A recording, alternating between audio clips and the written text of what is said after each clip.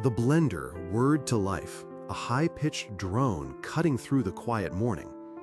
Sarah, already dressed for work, spooned a greenish powder into the container, her eyes barely open. It was 6:45 a.m. Her phone buzzed with an urgent email. A quick splash of almond milk, a press of a button, and in 30 seconds her breakfast was ready, a thick, nutrient-dense shake. She gulped it down while scrolling, the act of eating reduced to mere fuel intake, a task to be completed efficiently. It was convenient, undeniably so. But as she rinsed the shaker bottle, a quiet whisper stirred within her. Was this truly nourishment, or had she just shortcutted something essential? This scene, or one remarkably similar, plays out in countless homes every day. Meal replacement shakes, protein powders, nutrient blends, they promise efficiency, a compact dose of vitamins and minerals for our bustling lives. They've become a staple for athletes, busy professionals, and even those seeking to manage their weight. But as we increasingly rely on these convenient concoctions, a deeper question emerges. Are we truly nourishing our bodies and souls, or are we inadvertently neglecting a profound aspect of our human experience, perhaps even a divine design? Today, we're going to explore this modern dilemma through an ancient lens, a biblical perspective on nourishment, body care, and the simple yet profound act of eating.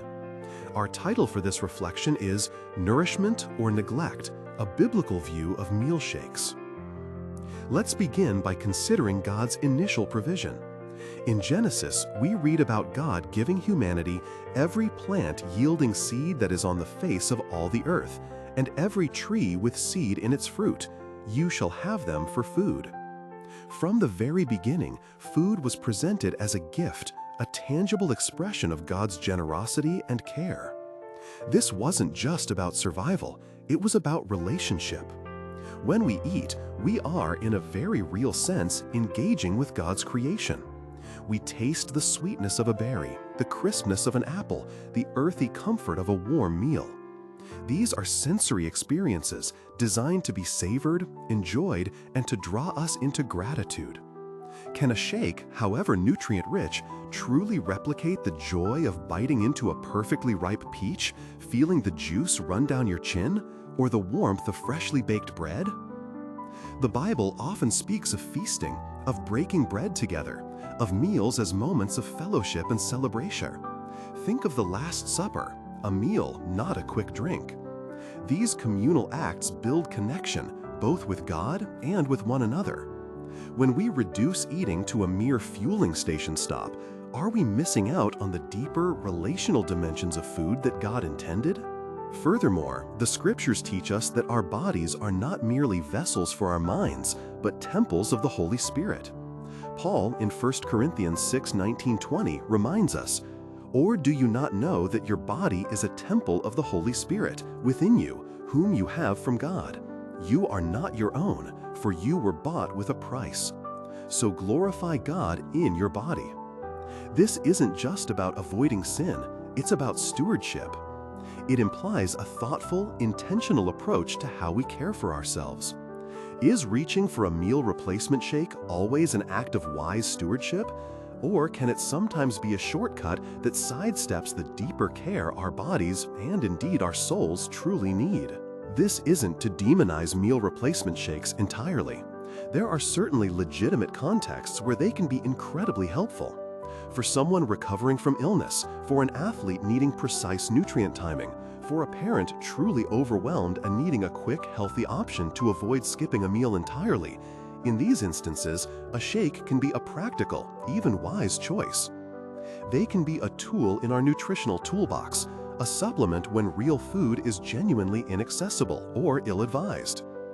The danger arises, perhaps, when they become the norm rather than the exception. When the ease of a shake replaces the intentionality of planning a meal, preparing it, and sitting down to enjoy it. When we consistently choose the path of least resistance, are we subtly neglecting the discipline of thoughtful nourishment?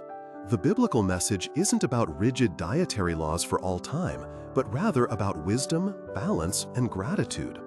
It encourages us to appreciate the provision, to be mindful of what we consume, and to honor God with our bodies.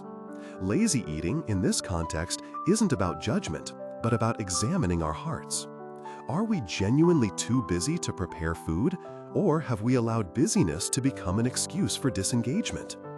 Are we seeking true nourishment, or merely filling a void? Perhaps the invitation here is to pause and reflect, to ask ourselves, why am I reaching for this shake? Is it out of genuine necessity, a temporary solution, or has it become a default, allowing us to detach from the very act of living and eating that God designed for our good? Let us remember that preparing and sharing food can be an act of worship, a moment of connection, a practice of mindfulness. It grounds us, reminds us of our dependence, and invites us into gratitude. So, as you consider your next meal, whether it's a meticulously prepared dish or a quick shake, ask yourself, am I honoring God with this choice? Am I nourishing my body, mind, and spirit? Let us strive for wisdom in our choices, embracing both the convenience of modern nutrition when needed and the profound, timeless beauty of enjoying God's rich creation in every bite. We'd love to hear your thoughts on this. How do you balance convenience with thoughtful nourishment in your own life? Share your reflections in the comments below or connect with us online. Thank you for joining us today for this thoughtful journey.